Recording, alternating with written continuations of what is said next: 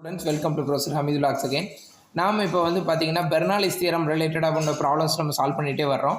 இப்போ பெர்னாலிஸ் தியரத்தில் உள்ள ஒரு ப்ராப்ளம் ஒரு டிஃப்ரெண்ட் மாடல் ப்ராப்ளம் பார்க்க போகிறோம். ரொம்ப ஈஸி தான், ரொம்ப ஈஸி பார்த்துக்குங்க. இதில் ஒரு டயமீட்டர் கொடுத்துருக்குறாங்க, இதில் ஒரு டயமீட்டர் கொடுத்துருக்காங்க. எப்பயுமே கொடுக்குறது தான் சார்? ஆமாம், கண்டிப்பாக எப்பயுமே கொடுக்குறது தான். ஆனால் இதில் ஒரு டிஃப்ரென்ஸ் இருக்குது. இது பாருங்கள், ஒரு ஆங்கிளில் டில் பண்ணி கொடுத்துருக்குறாங்க. ஸோ ஆங்கிளில் டில் பண்ணி கொடுத்தா இது ஒரு 60 டிகிரி ஆங்கிளில் டில் பண்ணி கொடுத்துருக்குறாங்க.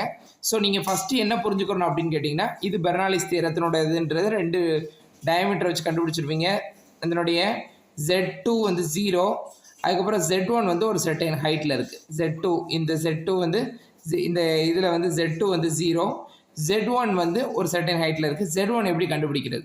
ஃபஸ்ட்டு Z1 கண்டுபிடிக்கிறதுக்கு பார்த்தீங்கன்னா Z1 is equal to LK, ரைட்டுங்களா? Z1 is equal to LK. எல்கேங்கிறது என்ன? கே வேணும். K is equal to sine theta. என்ன ஆங்கிளில் இதை டில் பண்ணியிருக்காங்களோ அதில் சைன் தீட்டா போட்டிங்கன்னா, சைன் 60 போட்டிங்கன்னா ஆட்டோமேட்டிக்காக அதனுடைய ஆன்சர் வந்துடும். அந்த ஆன்சரை கொண்டு வந்து பார்த்தீங்கன்னா லென்த்து கொடுத்துருப்பாங்க. இதனுடைய லென்த்து, டோட்டல் லென்த்து கொடுத்துருப்பாங்க. அந்த லென்த்தினுடைய வேல்யூ வந்து 30 மீட்டர், தீட்டா வந்து 60. அப்போ லென்த்தினுடைய வேல்யூ 30 மீட்டருங்கிற பட்சத்தில் அப்போது லென்த்து வந்து 30 போட்டுக்கோங்க, இன்ட்டு கே வந்து 0.866 போடுங்க. மல்டிப்ளை பண்ணிங்க அப்படின்னா Z1 கிடச்சிடும். மல்டிப்ளை பண்ணிங்கன்னா Z1 கிடச்சிடும். Z2 வந்து 0, Z2 வந்து 0, Z2 வந்து கீழே இருக்குது, அதனால் Z2 வந்து 0. Z2ங்கிறது இந்த லைன் தான், சரிங்களா? இந்த லைன் தான் Z2 0. Z1ங்கிறது இது வந்து மேலே இருக்கக்கூடிய லைன் Z1. அந்த Z1-ஐ கண்டுபிடிக்கிறதுக்கு LK என்று மல்டிப்ளை பண்ணணும். Lங்கிறது எவ்வளோங்கிறது 30 மீட்டர் கொடுத்துருப்பாங்க, அதனுடைய லென்த்து கொடுத்துருப்பாங்க. அதோட சேர்த்து கே கண்டுபிடிக்கணும். கேங்கிறது சைன் தீட்டா. சைன் என்ன தீட்டான்றதை போட்டிங்கன்னா கே கிடச்சிரும். கேயோட எல்லாம் மல்டிப்ளை பண்ணிங்கன்னா Z1 கிடச்சிரும். அவ்வளோதான் சார். Z2 வந்து 0, உங்களுக்கு ஏற்கனவே சொல்லிட்டேன். அப்புறம் உங்களுக்கு என்ன கொடுத்துருப்பாங்க? ரெண்டு டயமீட்டர் கொடுத்துருக்குறாங்க. இந்த ப்ராப்ளத்தை பொறுத்தளவுக்கு இந்த ப்ராப்ளத்தில் வந்து கிவன் டேட்டா வச்சு சால்வ் பண்ணுறவங்களுக்கு ரெண்டு டயமீட்டர் கொடுத்துருக்குறாங்க. So diameter D1 is equal to 0.15 metre. அதுக்கப்புறம் டயமீட்டர் கொடுத்துட்டாலே உங்களுக்கு என்ன தெரிஞ்சிடும்? டயமீட்டர் கொடுத்துட்டாலே நீங்கள் என்ன பண்ணணும்? உங்களுக்கு ஆட்டோமேட்டிக்காக ஏரியா கண்டுபிடிச்சிடலாம். A1 is equal to π/4 d square. D வந்து பார்த்தீங்கன்னா 0.15 ஸ்கொயர் போட்டிங்கன்னா உங்களுக்கு A1 கிடச்சிரும். அதே மாதிரி D2 கொடுத்துருக்குறாங்க. D2 π/4 D2 square. D2 வந்து பார்த்தீங்கன்னா 0.5. அப்போது பார்த்தீங்கன்னா 0.5 பட்டன் பார்த்தீங்கன்னா சப்ஸ்டியூட் பண்ணிங்கன்னா உங்களுக்கு D2 சப்ஸ்டியூட் பண்ணிங்கன்னா D2 வந்து π/4 0.5 square is equal to 0.1963. Sorry, இதில் வந்து என்ன பண்ணியிருக்காங்கன்னா D2 வந்து 1.5 அதை மட்டும் தான் எழுதணும். இது D2 வந்து 0.5, அவ்வளோதான். ஸோ A2ங்கிறது π/4 0.5 ஸ்கொயர் போட்டிங்கன்னா 0.1963 மீட்டர் ஸ்கொயர் வந்துடும். சரி, ரைட்டு. இப்போ அடுத்து நம்ம என்ன பண்ண போகிறோம் அப்படின்னு கேட்டிங்கன்னா, A1 A2 கண்டுபிடிச்சிட்டு ரொம்ப ஈஸியாக. D1 கொடுத்துட்டாலே நம்ம A1 A2 ஈஸியாக கண்டுபிடிச்சிடலாம்.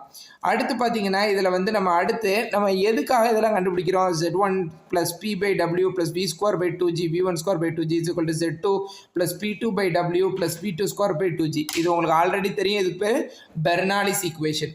இதுக்கு பேர் என்னது? பெர்னாலிஸ் ஈக்குவேஷன், சரிங்களா?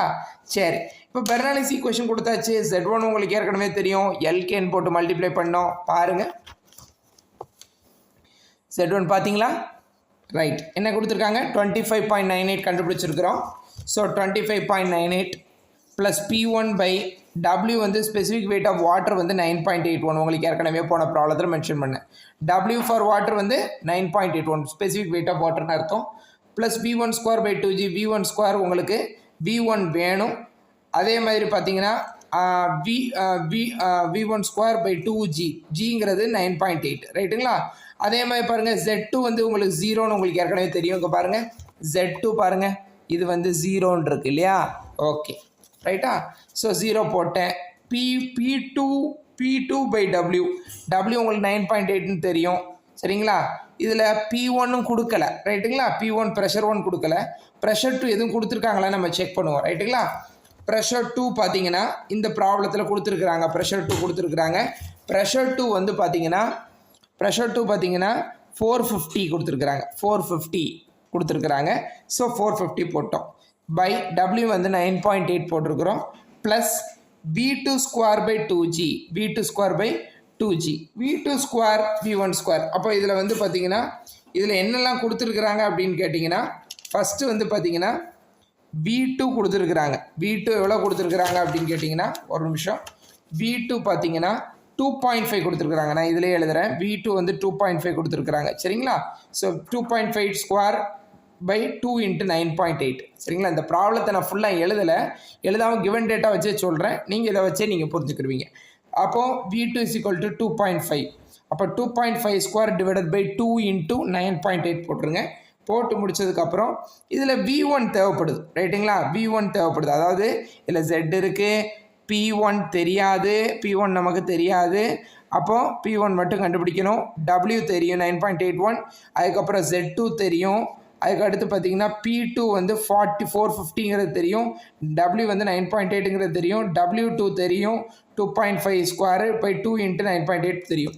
சரி, இப்போ நம்மளால் வேறு என்னெல்லாம் இதில் கண்டுபிடிக்க முடியும்? உங்களுக்கு தெரியாது V1 ஸ்கொயர், P1 இந்த ரெண்டும் தெரியாது. இதில் ரெண்டுலேயும் ஏதாவது ஒன்றை கண்டுபிடிச்சா மட்டும்தான் நம்ம அடுத்ததை கண்டுபிடிக்க முடியும். எக்ஸாம்பிள் B1 நம்மளால் கண்டுபிடிக்க முடியுங்கிறது நமக்கு தெரியும். அப்போது A1 V1 = A2 V2. A1 V1 = A2 V2. பார்த்தீங்கன்னா இதில் V1 = A2 V2 divided by A1.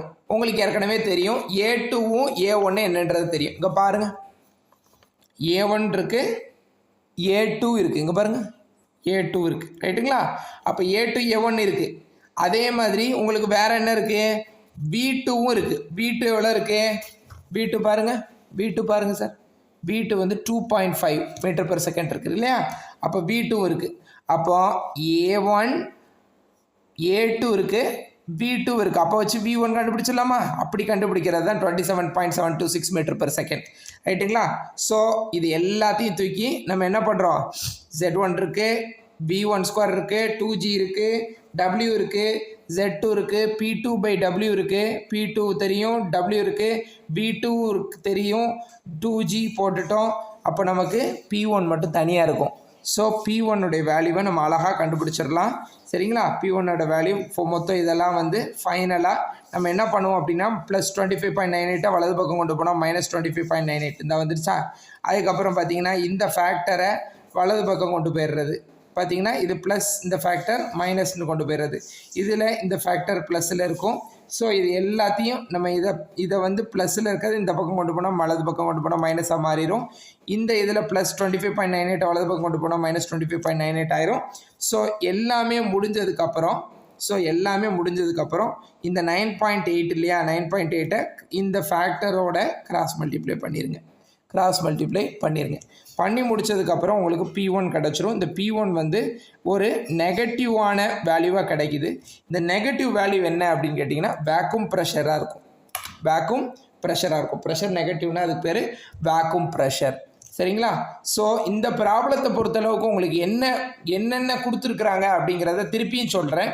இந்த ப்ராப்ளத்தை பொறுத்தளவுக்கு ஓவரால் ப்ரிசைஸ்டாக சொல்கிறேன் பாருங்கள். Z1 கொடுத்துருந்தாங்க. Z1 எப்படி கொடுத்துருந்தாங்க அப்படின்னு கேட்டிங்கன்னா ஒரு ஆங்கிள் கொடுத்துருந்தாங்க. அப்போ ஆங்கிளை வச்சு நீ கண்டுபிடிக்கணும் 60 டிகிரி. அப்போ LKங்கிற ஃபார்முலாவை பயன்படுத்தணும். அப்போ LKன்னு போட்டிங்கன்னா L கொடுத்துருந்தாங்க. அந்த Lோட Kங்கிறது சைன் தீட்டா, சைன் 60 தீட்டா பார்த்தீங்கன்னா உங்களுக்கு தெரியும். Z1 கொடுத்துருந்தாங்க பாருங்கள், LKனா Lங்கிறது டோட்டல் பார்த்தீங்கன்னா 30. ரைட்டுங்களா? 30 மீட்டர். Kங்கிறது சைன் தீட்டாங்கிறது அது தீட்டா 60 டிகிரி. ரைட்டுங்களா? ஸோ அதை வச்சு Z1 கண்டுபிடிச்சோம். Z2 உங்களுக்கு தெரியும், இந்த ரெஃபரன்ஸ் லைனில் இருக்கிறதுனால 0. அதுக்கப்புறம் டயமீட்டர் கொடுத்துருந்தாங்க. டயமீட்டர் வச்சு A1 கண்டுபிடிச்சிடலாம், π/4d1². அதே மாதிரி அடுத்த டயமீட்டர் வச்சு π/4d2² போட்டு A1 A2 கண்டுபிடிச்சிடலாம். அதுக்கப்புறம் ஒரு வெலாசிட்டி கொடுத்துருந்தாங்க, அது V2 கொடுத்துருந்தாங்க.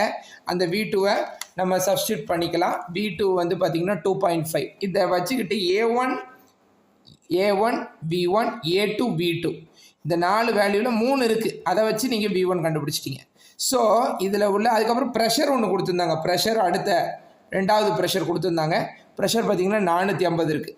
ரைட்டுங்களா? ஸோ ஓவரால் பார்த்திங்கன்னா Z1 V1 G உங்களுக்கு தெரியும் 9.8, Z2 0 தெரியும், V2 தெரியும், G தெரியும், Wங்கிறது உங்களுக்கு தெரியும்.